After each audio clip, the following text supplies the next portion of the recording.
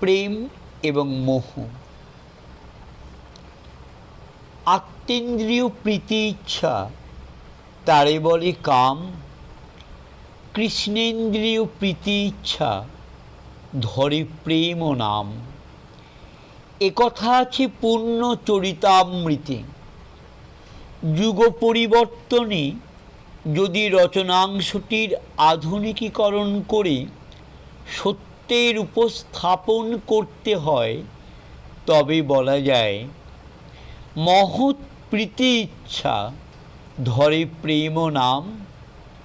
প্রবৃত্তির স্থূলতারে বলবে তুমি কাম। কাম এক বিশেষ প্রকৃতির মোহ বা জৈবিক বাসনা। এই মোহ এবং প্রেমের মধ্যে বৈশিষ্ট্যগত বেশ কিছু পার্থক্য আছে। পার্থক্য যথা কাঁচ আর কাঞ্চনে। প্রেম হৃদয়ের এক মহত্তর বৃত্তি। সে আপনার গভীরতায় অসীম।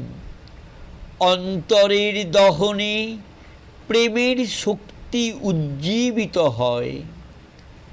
তার অভিসার বেদনার অতন্দ্রতায়, তার সার্থকতা আত্মত্যাগের আনন্দে।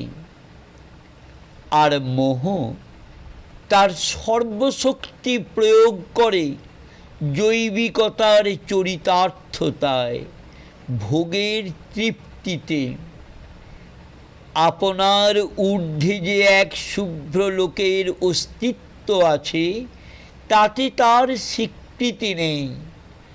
সাময়িকতার জয়গানে সে অগ্রসর। ফেনিল রসপানে সে উন্মুখর। প্রেম বৃহৎ, মোহ সংকীর্ণ। সাধনা যার ভিত্তিভূমি তা হল প্রেম। উন্মত্ততা যার পরিণাম তা হল মোহ।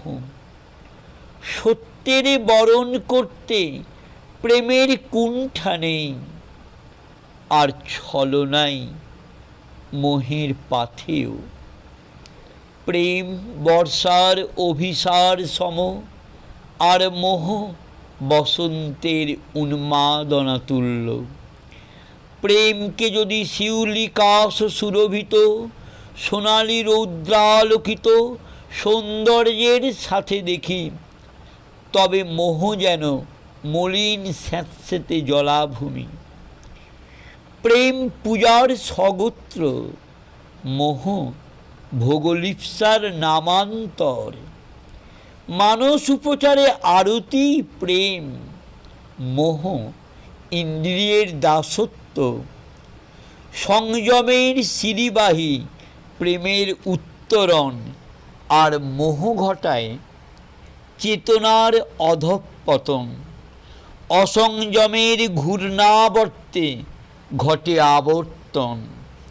স্নিগ্ধতার মাধুর্যেই প্রেমের অভিব্যক্তি। উগ্ররূপী মোহের প্রকাশ। সুচিতাই প্রেমের প্রাণ, সারল্যই এর গৌরব।